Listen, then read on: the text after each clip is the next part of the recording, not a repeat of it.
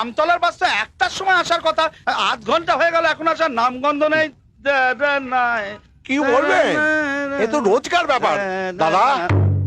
কেন আমাকে কি গায়ক বলে ডাকতে আপনার অসুবিধা হয় দাদা?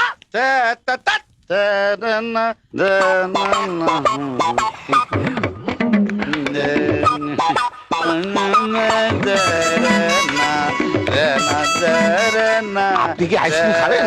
কে? না না, আমি এমনিতেই আইসক্রিমই খাই না, মানে গলায় যদি ঠান্ডা লেগে যায়। গায়ক তো না না, আমার কাছে একটা এক্সট্রা আছে। এই যে, এই নিন, এটা আপনি খান।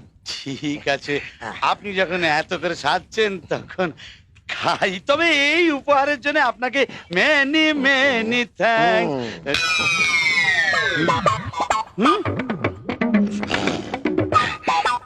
ইয়ে, আপনার আজকের এপ্রিল ফুল তো, তাই একটু টেস্ট করছি।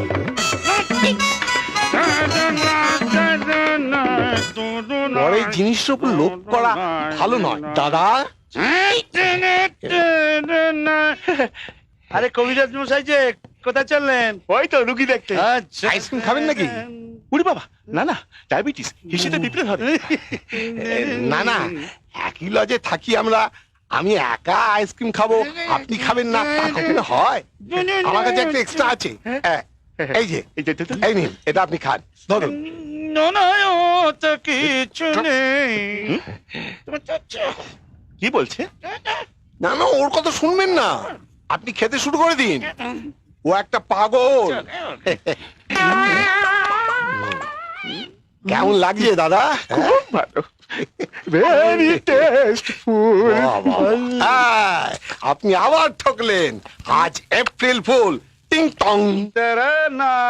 দাদা একটা ফোন করবো। করুন। দাদা একটা জরুরি ফোন আছে, করব? একটাই লাইন চালু আছে, অপেক্ষা করুন, ফোন করছি। ঠিক আছে।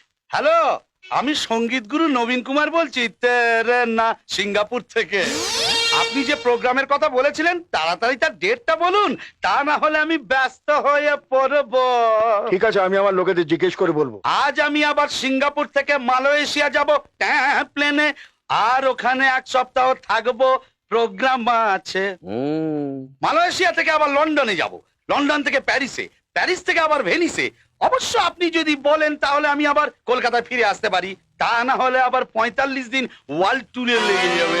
দুর্মশাই, আপনাদের মতো গায়কদের আমার দরকার নেই। হ্যাঁ, কত সময় পুরো কেস কেচিয়ে গেল। কত হলো দাদা? হ্যাঁ, 6 টাকা। ছি ছি ছি ছি ছি 6। হ্যালো, আমি বিশ্বনাথ বলছি, আমেরিকা থেকে। ইয়েস ইয়েস, যখন বম ফেটেছিল তখন আমি আমেরিকায় ছিলাম। জর্জ বুশকে আমি ফোনে প্রথমে জানিয়েছিলাম। ওরে বাবা, কেউ আমেরিকা বলছে, কেউ লন্ডন বলছে। দাদা, হ্যাঁ, এই সব ঢপের কথা শুনে আপনি কিছু মনে করছেন না তো? দূর দূর, হ্যাঁ। আমি কেন মনে করতে যাব? হ্যাঁ। গত 10 বছর ধরে এই একই ঢপবাজির কথা শুনে আসছি।